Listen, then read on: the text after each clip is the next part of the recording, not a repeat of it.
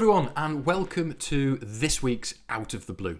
Those of you who've seen previous episodes will know that I very often structure the topics that we talk about around the questions that I get asked on my Brand Identity Masterclass. So I'd like to take this opportunity this week to talk you through what the Brand Identity Masterclass is all about. What you can benefit from if you attend, perhaps why you should consider attending, and the benefits to you and your school. I'm going to be joined by David, who's going to ask me lots of questions about it. So sit back, enjoy the conversation, and I'll be back at the end with further information about how you can get involved, how you can join the next session, when that is, and how you can book yourself on it. I'll see you soon. Bye-bye.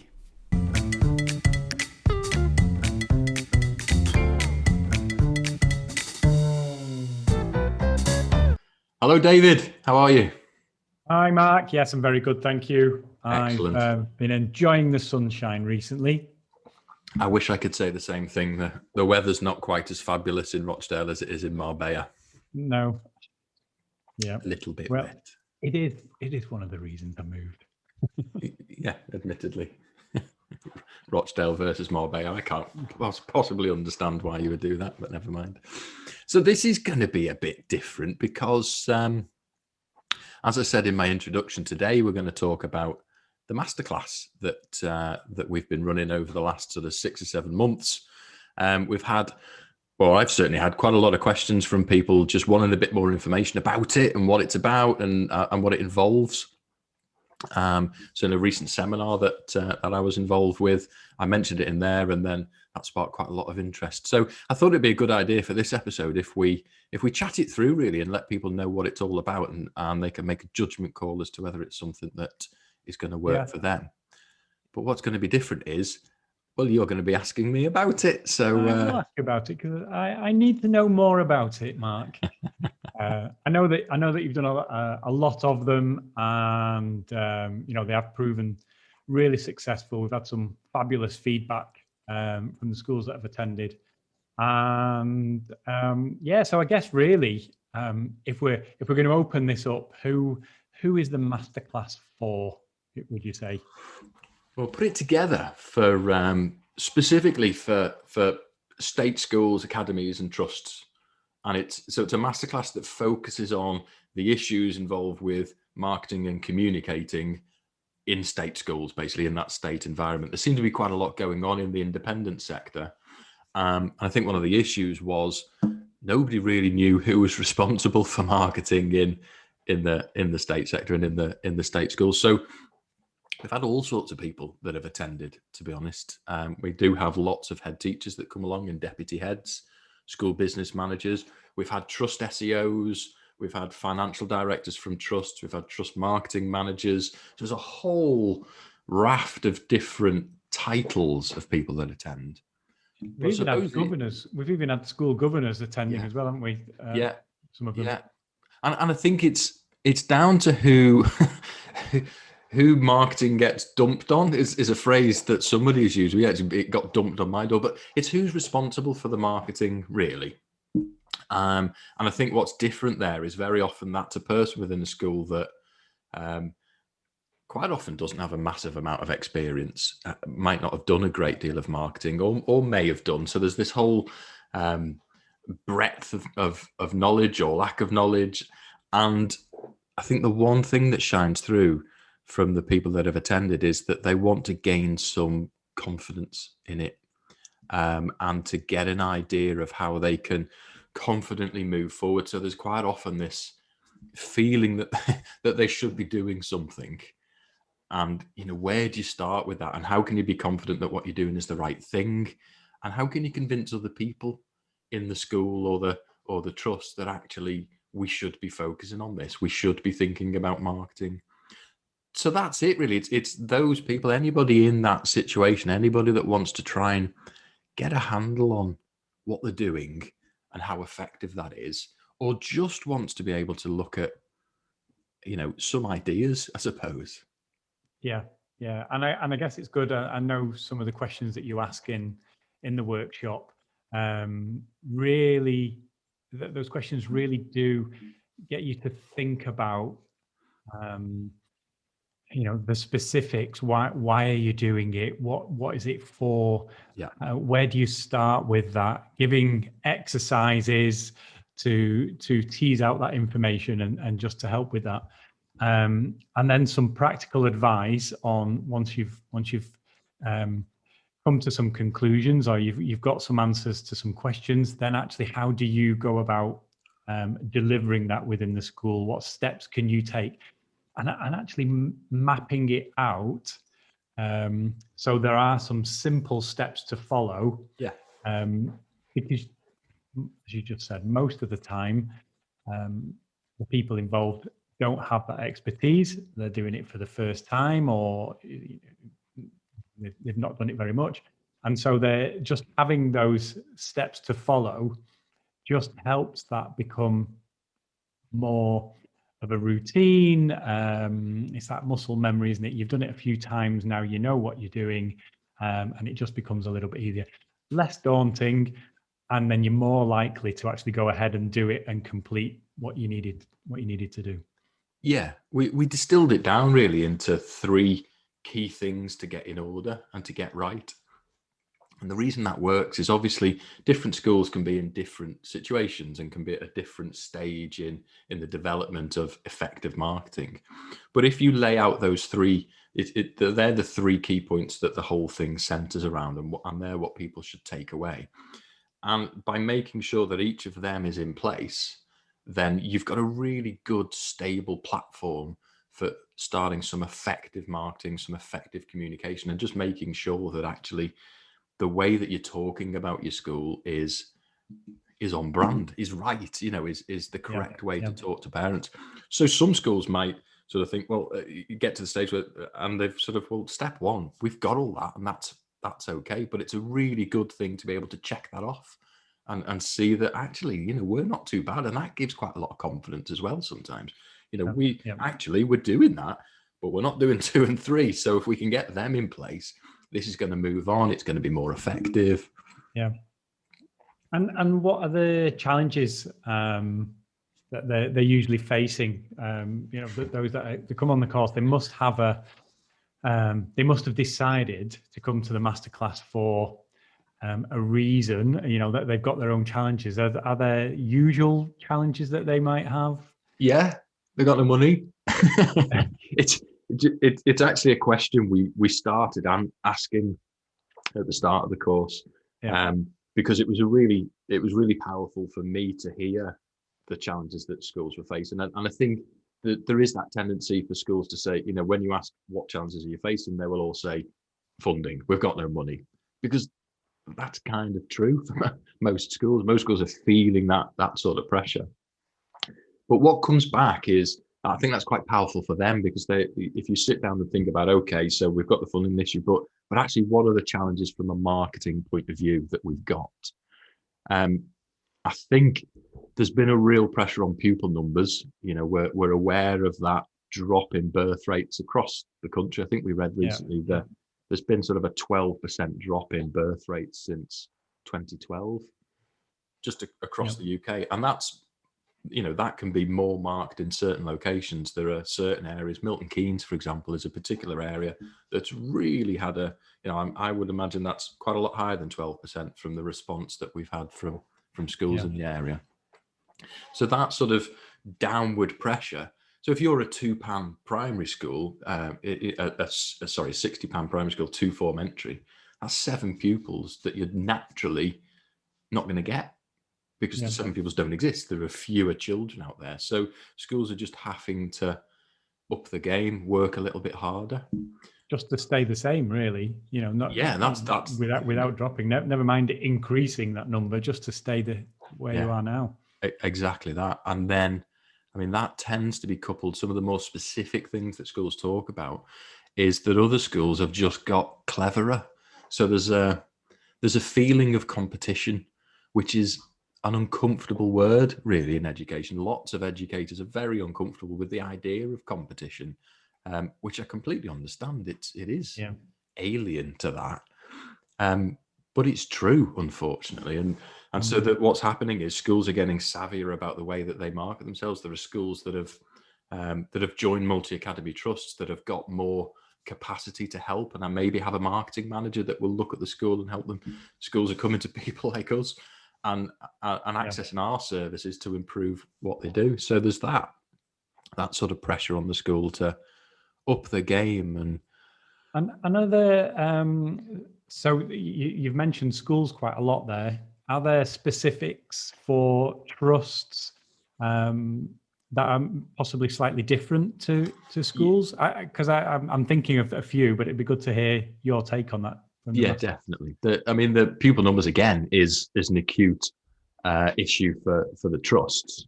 I think what's different there is that there's an ability across the trust to be able to focus on particular hotspots of their schools, and I suppose make more funds available in those areas, because trust-wide you can have a great scope to make a change.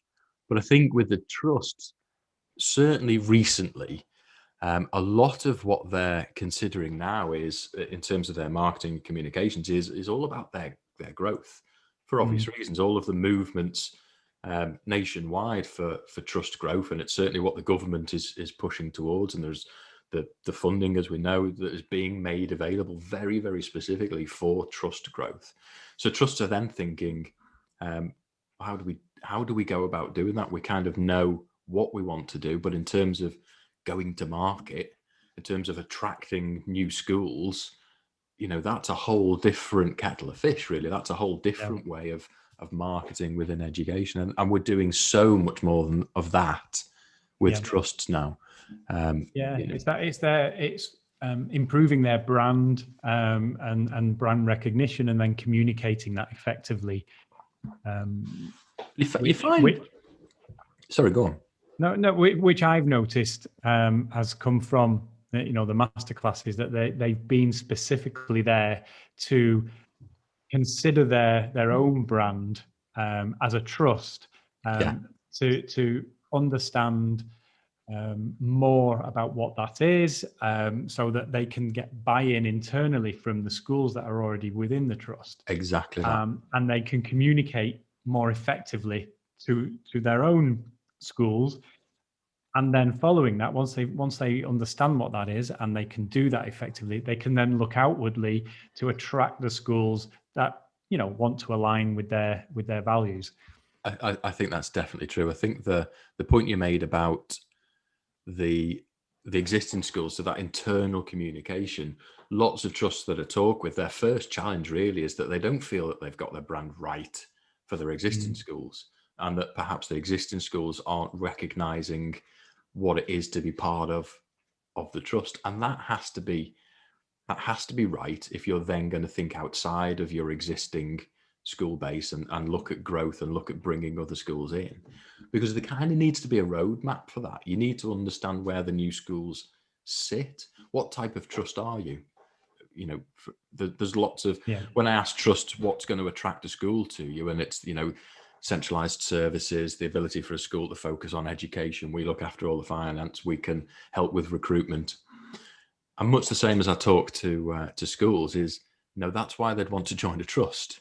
That's not necessarily why they're going to join your trust, because most multi-academy trusts are going to be at least saying all of the same things. They're going to be talking in the same way about that. So it's really a case of breaking that down and making sure that there is a brand identity to the trust. And that can be quite scary for them, I think. It's really interesting topic, and I'm thinking that we could do a little mini series of conversations around MAC growth at the moment. I know on next Thursday, the 13th of May, you are speaking at the MAC Growth and Merger Conference. I am, for my sins. I think it's really key at the moment, that whole topic of MAC growth. And whilst we're talking about the masterclass now, I know that trusts are attending that to really support them with their growth ideals at the moment. So maybe that's something we could do a little bit more of it. Once we've done that conference next week, maybe that's a little mini series we can do. I think that'd be a good idea. I think there's an appetite for it. It's certainly Yeah, the conversations I'm having, and we've seen it ourselves just with the mats that are now engaging with us and wanting help. yeah. And they're all with very similar stories. You know, there are so many mats that are looking at growth at the moment. So talking about help, what do the people attending the masterclass, what do they get from it? Everything that they've ever needed from a marketing point of view is resolved in an hour and a half of attending my masterclass. I'm joining. It's do you know what? It's very much designed as a way of reflecting on the effectiveness of your own marketing within your school. It's an opportunity really to take an hour and a half away and actually think about it.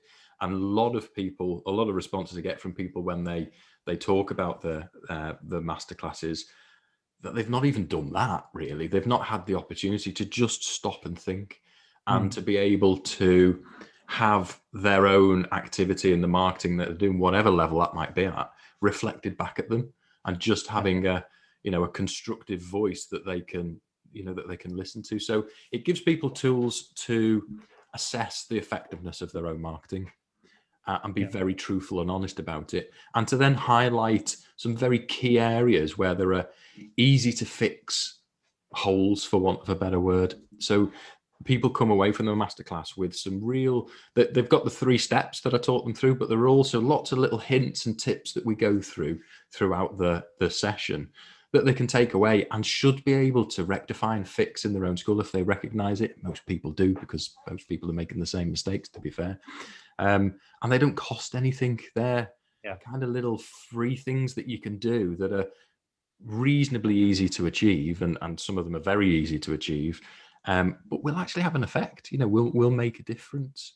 And I think that is one thing I'm really keen on when people attend is actually, in order to make a difference, you've got to break the whole thing down. It can become massively daunting because there's so much that you can do, and there's lots of voices throwing things at you. There's people telling you should be on social media, and have you seen this video that a school did? And actually, what the course allows you to do is to break it down a little bit and make sure that you're focusing on what your school needs. Not all of the things that you could do, but what do you need at the moment? What's the priority? How are you going to fix that? And what's brilliant about that, if I do say so myself, but what's really good about that is that should build the confidence in your marketing within your own school, within your own trust, because you recognize an issue, you put something in place to rectify it, and you can show that you've solved that and you've made a difference and you've made a change to it. So, then your advice and what you want to do with marketing just doesn't fall on deaf ears so much. You get a bit more support within the schools, from governors, from your head, from the trust, from whoever you need support from. Yeah. And the areas that it covers, so I know you look at brand identity in there, and then the communications and the consistency of those communications. Look at the values, and how do the values that are on the website or in the marketing literature, is that a true reflection of the values that the school is trying to put out to the parents? You look at the websites, the user journey, the experience on the website, and then other marketing collateral as well, like prospectus. So you cover the range within that masterclass. Just to I'm really impressed. You've obviously listened. Yeah, I've been to 1 or 2. But yeah, I think it's really useful. It's not just we're looking at marketing or we're looking at brand identity. We do cover the whole range of marketing collaterals, the usual marketing collateral that schools have, and just given those three key points that to examine, reflect what they're doing at the moment, to see how well that is working or not, and then those steps that can be put in place to actually improve that and make a difference in the future. Exactly that. And I suppose the one other thing really is, I aim for the masterclass to arm people with knowledge. So whatever they're doing in the future, they're having a new website created. I'm giving them some of the things that they should challenge that website for. So it's helping understand actually what you should be able to get from a new website, and it's removing so many other websites I see that are brand new and actually do nothing to reflect the branding of the school, don't have marketing in place. Really, they're not driving parents into an admissions process. There is no user journey, there are no calls to action, they're just really quite nicely designed websites. They look okay. And I want to give people the ammunition really to say, actually, this is what we should be achieving, because that doesn't cost any more money. You're still paying a company to create the website, but you should be able to get so much more from it. And when you do, well, then it generates income for the school, because it helps put bums on seats. And I think that's a key thing for it. If nothing else, you should come away with that knowledge. Well, it must be working, Mark, because so many people have attended, and I can't even think of how many people have been on the masterclasses and how many schools and trusts that includes. Hang on, I have a spreadsheet. I'm sure, but they're really working, and we've been doing them every month. So I think if anybody is considering that, thinking about it, thinking that they need to do something, I think the investment in one of the masterclasses we do, Mark, is definitely something worth doing. It's an hour and a half of time and not a lot of cost, and I think they should be considering that to just make a difference, really. Well, that's a marvelous segue into me telling you when the next one is and how much it costs, isn't it? It's absolutely. So we're running basically a special offer for people at the minute, as you know. So for this month's course is £50 for anybody that wants to attend. The normal price for the course is £150, and this month we're running on the 25th, and it runs in the afternoon at 1:00. So anybody that's interested, the details of how to join that will be on the screen at the end of the video. And obviously we'd love to see you on there, because it's I think it's something that most people would find useful, and for £50 you get a huge amount from definitely it. That's pretty good for an hour and a half masterclass. Great. Right. So where do I sign up for that, Mark? It's on Eventbrite, I believe, isn't it? Yeah. So you can join us on Eventbrite. It all gets handled there, and then you join me on the Zoom call on the day. Really quite simple. So you can do it from the comfort of your own office, home, sofa, wherever you like. Fantastic. Right. I'm gonna prepare my cocktail now, and I'll be ready for you. And I'll see you there. It's worth noting, someone asked me, said they were quite reluctant to they didn't really know what to expect from it. So you can be sat on your sofa. You don't have to turn your video on. The interactions with us are through sort of polling systems, so that we get that sort of feedback. Some people are more vocal than others and will join the chat and have sort of conversations, and some people will come on video at the end and we'll discuss things. But you don't need to. You can be very shy and hide. That's fine as well. I'm one of those people. I like lots of people are. my video off, and I won't really say anything. Whereas I have lots of questions. Listen to me. Fantastic. Brilliant. Great. Thanks, good. David. Thanks for explaining that and what that masterclass is all about. I think it's really worthwhile. No problem. Thanks for your time. Thanks, Mark. Good to see you again. See you soon. Bye-bye. See you next week. Bye.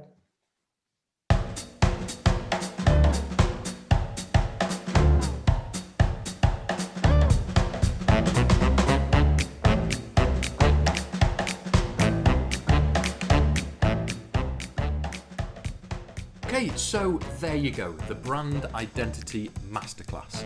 An hour and a half conducted online, and a brilliant introduction for anybody that wants to get a grip and get a handle on the effectiveness of their own school or trust's marketing and communications.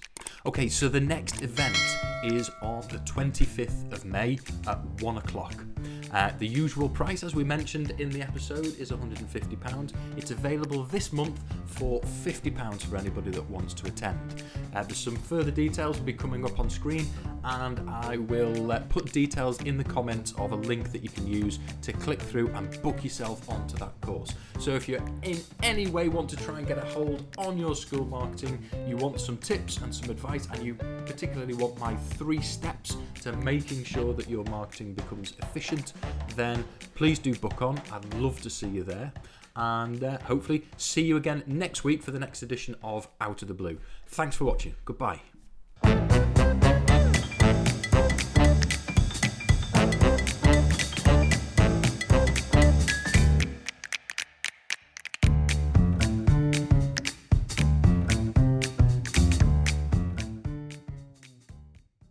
Thank you for watching Out of the Blue, and I hope you enjoyed it. Please subscribe and leave a comment below, and please ring the bell for notifications. I hope I will see you again soon. Bye!